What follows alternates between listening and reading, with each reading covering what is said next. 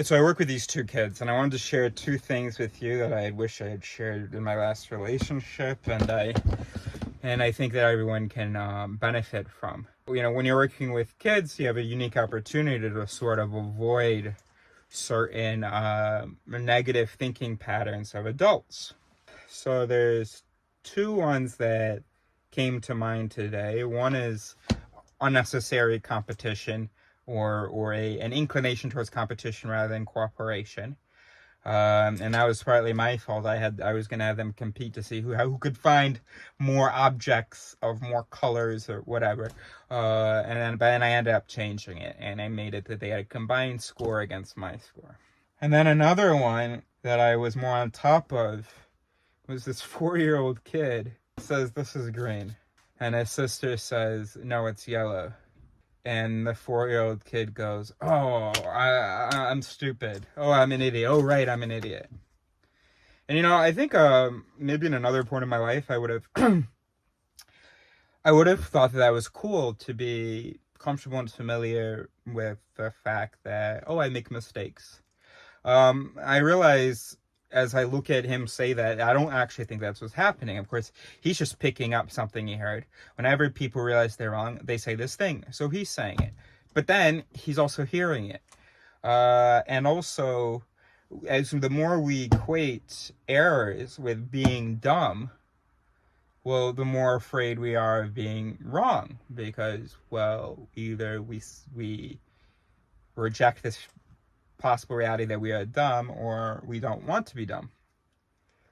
In reality, there shouldn't even be an association between errors and stupidity. The recognition of error is, in fact, an indication of intelligence. And so I said to them, because I didn't really want to continue the game because I could tell they were getting bored. Well, actually, I wanted to continue, but I could tell they were getting bored with my stupid game. So I thought, ooh, okay, so I'll give them a final lesson and then end it. And so I said, I don't want to hear people saying I'm stupid, or even you can say like I did a stupid. No, I did a stupid thing, I guess is what. J'ai fait une bêtise. Je suis bête. J'ai fait une bêtise. And I said, that's not how we learn it. I mean, it's just, I'm not going to explain to the 4-year-old and the whatever, the 8-year-old, but it's just not useful. It's a habit that isn't useful. Don't pick up this habit. And the little boy goes, yes, it is. I said, that's not how we learn. He said, yes, it is. That's exactly how we learn. He was a little bit all over the place. There's a lot going on. I would have loved to really dig. The most important thing, and then he started covering his ears. The most important thing was how they get it across to his older sister. Of course, we have to figure out what's an alternative. And I didn't even realize that we had to figure this out. I was just saying, don't say that, which wasn't extremely constructive. But I think it was the little girl who, she offered an alternative. And I said, no, how about this? J'apprends. You know how j'aime, J apostrophe M-A, it's a contraction of I love. So, je aime, j'aime. All right, well, j'apprends is a contraction of I, je, and apprendre, which means to learn. So here's my advice to you, especially if you're someone who's uncomfortable with error and critique and stuff. And then even a way, if you don't know how to own it in front of others. I mean, it's just a win-win, isn't it? Every time someone says, hey, you're doing that wrong, every time you notice, because you're so smart, that you did something wrong, every time you're convinced by someone quickly who points it out from you because you're so smart, say, but j'apprends is cool in French. J'apprends. What could it be in English? Could say noted. Could say got it. We say that. Don't like those. Something to say, I'm perfectly fine recognizing that I didn't know that a moment ago because I'm in the process of acquiring that information, and I can reassure you of that. Okay, learning. Okay, learning. Okay, learning.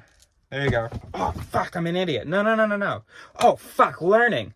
I completely forgot this thing. Oh, I did not put that together at all. Learning. Okay, no need to self-punish, but it just says, apologize for my learning. I know that I don't even feel like I really need to apologize for learning, because in my deep heart, I feel, like learning is good. So I'm able to freely apologize for it, because I don't actually feel guilty about it, and I shouldn't feel guilty about learning. Now, if I were to say, oh shit, my bad, my error, I made an error, that's going to trigger my guilt mechanisms or my denial mechanisms. Oh God, I am learning. That's completely wrong. I'm learning, aren't I? That's not something I knew just by looking at it, or even after a year of practice. I clearly wasn't ready for that situation. Oh man, oh fuck, I'm learning. And this brings me to something which I'm going to talk about now. So let's take two words. I'm going to make this so quick. I talked about this in a video, but it was not a video I was going to publish. The video I was frustrated about. That person is no longer in our life. Very simple.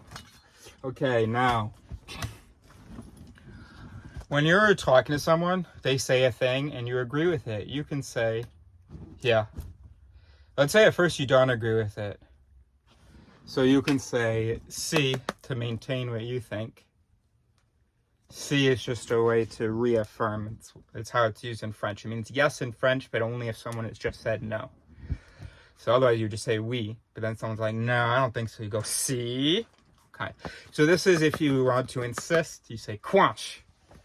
Sur quench. Okay. Or anyway. So we agree. Responder says yes. We don't agree. I say C about my thing, no about your thing. Then we keep talking about it, and I agree with your thing. Ah, okay. So I was over here going, no, C on my thing. But you know what? I think you're right. I think you're right. I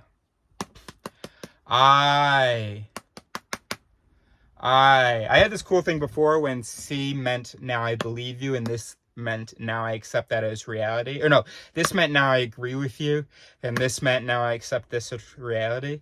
And so then you could say, I see, to say I both accept this reality and agree with you, or whatever. But now that doesn't work. All right, here's the problem, speaking of French, is that in French there exists this word, I, pronounced exactly the same, and this means ouch. It's really, really unfortunate, because for any French speaker, if I go, hey, you know what, when you learn that you were wrong in a conversation, or that when you learn that the other person who had disagreed with you is right in a conversation, just show affirmation, agree. But in a way that shows before I wasn't agreeing. And that's why we have a specific word. We can't just say yes. Yeah, so let the person know, this yes is new. I'm on board now. Okay. And so that's a really great word to have. And it makes it affirmative. It makes it, it doesn't need to trigger any kind of discomfort or guilt or awkwardness or embarrassment. We're just going, okay, I'm putting my vote as a yes for you. Nothing wrong with that. Okay? It's sort of a brain hack. Because, see, if we say things like, ouch, I'm stupid, my bad, that's automatically, there's absolutely nothing that your other voices can do about it that is going to trigger voices of shame, of guilt, which is going to trigger voices of denial, avoidance, and so on. So let's just skip that by just keeping it light, keeping it happy. I can now say yes to what you're saying. That's all that matters. Whether or not I was right or wrong before, not going to focus on that, because that's going to trigger my brain to get very defensive and stuff. But I have no problem going I've been saying no, and now I go and that's no problem at all. The only problem is if I for you means I've been attacked, I've been hurt. That's a really unfortunate thing. Unfortunately, the first person that I was trying this out with was someone that desperately needed this. When she would agree with me after disagreeing with me, she would say, uh-huh. And I'd be like, sorry, has your opinion changed? What's happening? So I really wanted her to use this, but it was difficult for her to neutrally say, I now see it. So she would just be quiet and then explode with a very frustrated, impatient, I fucking get it, right? But this is a nice way of saying, I didn't get it before and now I get it, and that's not a problem. This is a way of saying, if you confuse them, I get it before and that means I'm a problem. So anyway, that's why my first attempt to teach this failed. Because one time the person even sent me, I gotta stop looking to the side. A person even sent me a photo of sunburn and sent me eye. After months of me desperately trying to get this person to embrace a neutral relationship to being wrong or pain or whatever, she sent me this with a sunburn. So I was like, as many times I had said, by the way, do not confuse. And sometimes she would say this word, she would try it in a conversation. To like show it she was accepting what I was saying, but she would say it like she was saying this. Ouch, I, like she was submitting. Oh my gosh. So then she sent me this about sunburn. I said, did that experience change your mind about something? Or she goes, no, it just hurts a lot. I go, but that's and it's so important that we separate these. Look, for other languages, I'm just hoping it isn't the problem. I don't know how other languages say ow. I is probably a lot of romantic languages. It makes them a lot less romantic, though, when they're causing each other, when it's a painful process to recognize error. I don't know how you can be romantic then. Avoidance.